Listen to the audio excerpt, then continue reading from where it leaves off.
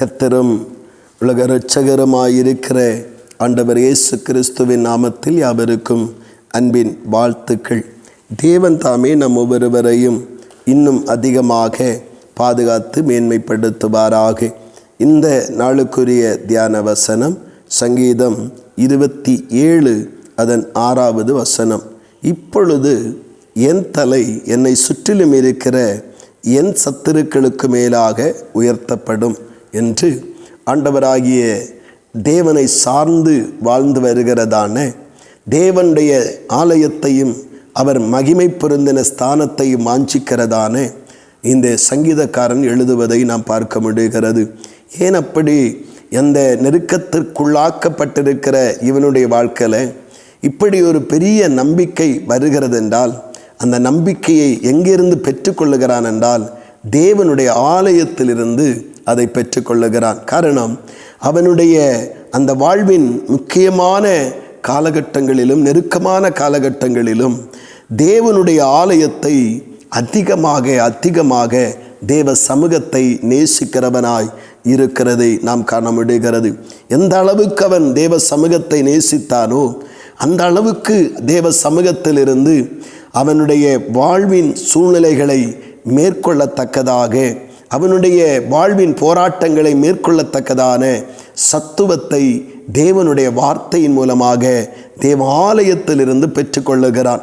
அந்த ஆலயத்திலிருந்து பெற்றுக்கொண்ட அந்த வல்லமையை நம்பிக்கையின் அடிப்படையில்தான் இந்த வார்த்தை அவன் சொல்லுகிறான். என் தலை என்னை சுற்றிலும் இருக்கிற என் சத்துருக்களுக்கு மேலாக உயர்த்தப்படும். ஆம் பிரியமானவர்களே, இன்றைக்கு சின்ன சின்ன விஷயத்திற்கு கூட ரட்சிக்கப்பட்டவர்கள் என்று சொல்லுகிறவர்கள் சோர்ந்தும் தளர்ந்தும் முடங்கியும் கிடக்கிற அனுபவங்கள் உள்ள நாட்களை நாம் பார்க்கிறோம். ஆனால் இந்த இவ்வளோ பெரிய சோதனை காலத்திலும் ஆண்டவராகிய தேவனுடைய சமூகத்தை நேசித்ததான இந்த தாவீது, இந்த சங்கீதக்காரன், அவனுக்கு நன்றாக தெரிந்தது, நான் தேவனுடைய ஆலயத்தை எந்த சூழ்நிலைகளிலும் மறவாதபடிக்கு, எந்த சூழ்நிலைகளும் விட்டுவிடாதபடிக்கு நான் நேசித்தபடியினாலே தான் என்னுடைய தலை உயர்த்தப்பட போகிறது என்கிற தெளிவும் அறிவும் தேவ சமூகத்திலிருந்து பெற்றுக்கொண்டார்.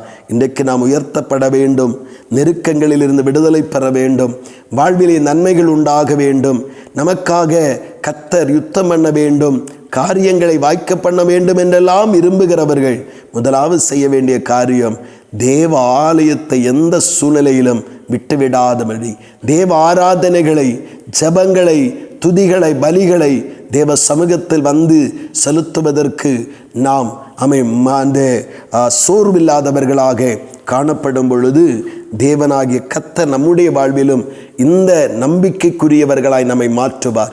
நாமும் சொல்ல முடியும், தேவாலயத்திலிருந்து கிடைக்கிற பலன், தேவாலயத்திலிருந்து கிடைக்கிற ஆசீர்வாதங்களிலே நாமும் சொல்ல முடியும், என்னதான் வரட்டும், என்னதான் என்னை எதிர்கொள்ளட்டும், அந்த சத்துருக்களுக்கு மேலாக எவ்வளவு பெரிய பெயரோடும் எவ்வளவு பெரிய நிலையோடும் என்னை எதிர்க்க வந்தாலும் அவைகளெல்லாம் என் பாதங்களுக்கு கீழ்ப்படுத்தப்படும், என் தலை அந்த சத்துருக்களுக்கு மேலாக உயர்த்தப்படும் என்கிற நம்பிக்கையோடு தொடர்ந்து தைரியமாய் முன்னேற முடியும். இன்றைக்கு தளர்ந்து போகிற ஒரு விசுவாசியா, சோர்ந்து போகிற விசுவாசிகளா, தேவனை அறிந்தோம் என்று சொல்லியும் சின்ன சின்ன விஷயத்திற்கும் சின்ன சின்ன காரியங்களுக்கும் தேவ ஆராதனையை கட்டடிக்கிற நபர்களா?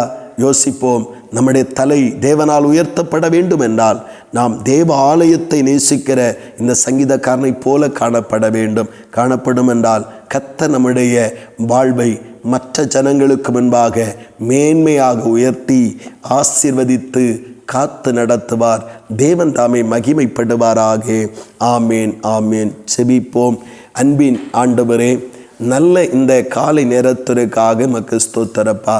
ஆண்டவரே, சங்கீதக்காரனை நாங்கள் இந்த வேத வசனத்தின் மூலமாய் கவனிக்கும் பொழுது அவன் தைரியமான ஒரு வார்த்தையை சொல்லுகிற அந்த நெருக்கத்தின் காலத்தில் அந்த வார்த்தை எங்கிருந்து வந்தது?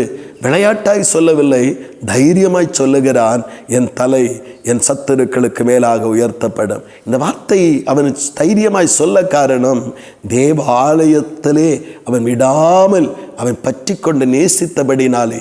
அங்கிருந்து சொல்லப்படுகிற வார்த்தைகள், அங்கிருந்து கிடைக்கிற ஆலோசனைகள், அங்கிருந்து கிடைக்கிற தேவ அபிஷேகத்தினுடைய பலன், இவைகளை வைத்து அந்த நெருக்கமான சூழ்நிலைகளிலும் தைரியமாய் அறிக்கை செய்து தேவனால் உயர்த்தப்பட்டது போல நாங்களும் எந்த முகாரந்திரம் கொண்டும் தேவ சமூகத்தை நாங்கள் ஆண்டவரே கட்டடித்து விடாதபடி, அதை நாங்கள் விட்டு விடாதபடி நாங்கள் உம்மை உறுதியாய் பின்தொடர கிருபை பாராட்டும். இரக்கமும் சமாதானமும் தயவும் காருண்யம் கூட இருந்து எங்கள் தலையும் ஆண்டவரே எங்களை சுற்றிலும் இருக்கிற எல்லா ஜனங்களுக்கும் மேலாக கர்த்தர் உயர்த்தி வைக்கிறபடியாய் ஸ்தோத்திரம். நாமம் மகிமைப்படட்டும். இயேசு கிறிஸ்துவின் மூலம் ஜெபிக்கிறோம் ஜீவனுள்ள நல்ல பிதாவே. ஆமேன், ஆமேன்.